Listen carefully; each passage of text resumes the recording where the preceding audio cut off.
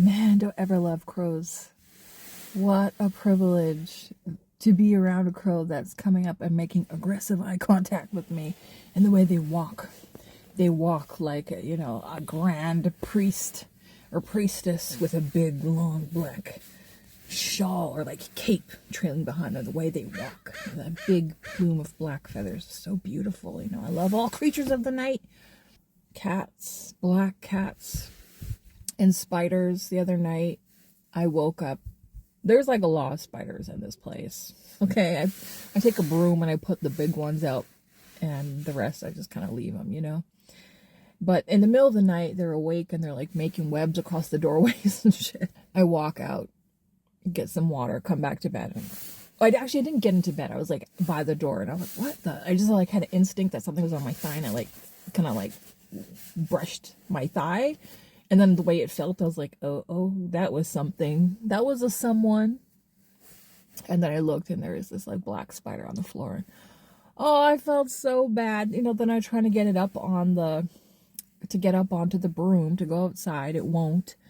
And so then I noticed that like the long legged, spindly, big spiders, they will get up onto the broom, but like the smaller black spiders will not. So I'm like, this is interesting behavior. And it makes me think about like morphic fields and about how beings that are in a similar consciousness develop in a certain way and they act in certain ways. I mean, maybe it's because those spiders have long legs and the black ones do not. I don't know, but it was just like interesting to me. Then I was like trying to guide the spider out the door, and it was like kind of a little bit crumpled, and I was just like, oh, come on, you know. And I went to bed. I just left it. I'm like, oh, I'm just going to leave it. And I went to bed, and I felt so sad. I thought, I hope that little guy's okay.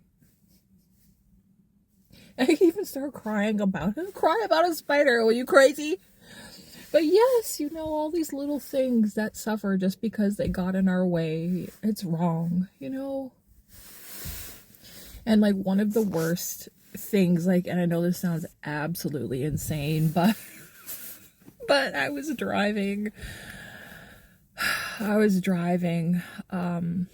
leaving a national park in Canada. This was probably in like 2022, and I was like starting to pick up speed, and this like little, I don't know, it was a squirrel or like a woodchuck, ran out in front of the van, and it did this little, like it was like trying to dodge back and forth when it saw me, and nope, I could feel it. You know, you can't stop. You can't even hit the brake. You can't even slow down. It happens that quickly. And that was it. I could feel it go under the vehicle. I ran over it. And I don't know, it traumatized me a little bit. Realistically, I am kind of macabre about things where I'm kind of like, well, yeah, these things have a quick, instantaneous death. It's better than living and, you know, in this brutal ass world where, you know, I don't know, you get poisoned by a farmer and die in pain, or, you know, get grabbed up by an owl and ripped apart from its innards, you know. So the reason why I actually don't fear death is because I've been through the death process with so many critters. Ever since I was a kid, you know, I would find these hurt birds and I would keep them in a box and I would give them water and I would try to call the SPCA and I would keep them warm. You know, and even just the pets I've known and the things I've been through with them, you know. I don't think of myself as higher or more important than an animal. Many of them are more noble and more beautiful in spirit than the humans that I've known. I have known chickens, I've known cats that were brave and that went out of their way, runs like speeding across the barnyard to help a friend in need, another cat or something. And, you know, even cows are gentle and curious. I've seen them, you know, welcome a cat who came to hang out with them. If you watched my video, I don't know which channel I'm going to post this on, but I did a video on my barn cat Speedy, who was like a very special little guy. He was Mr. Popular, and also called him Mr. Friendly Tail because he would go sit beside someone and his tail would kind of flicker and he'd put it around their shoulders, like someone putting their arm around their shoulders. And I saw him do that to dogs, I saw him do it to a cat, I saw him do it to a cow, I saw him do it to a goose. He was Mr. Friendly Tail and Mr. Popular. And yeah, the other animals, you know, they took a bit of time, but they would accept him.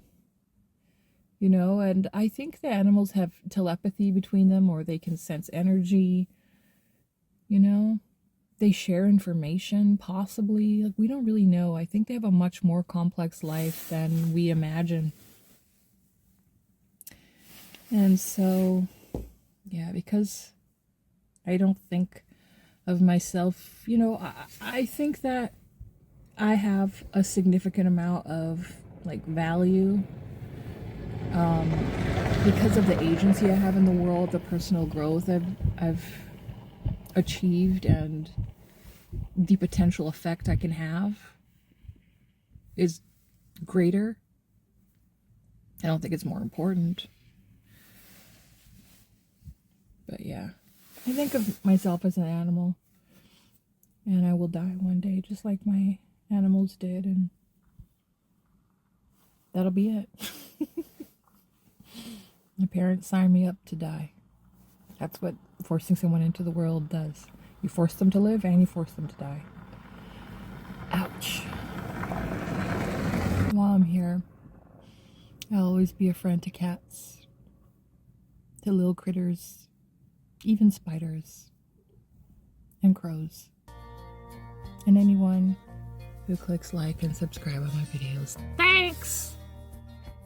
Mexico's fine, the sun shines most of the time, and the feeling's laid back. Palm trees grow and rents are low, but you know I keep thinking about making my way back. Well, I'm Alberta born and raised, but nowadays I'm lost between two shores. BC's fine, but it ain't home. Canada's home, but it ain't mine no more.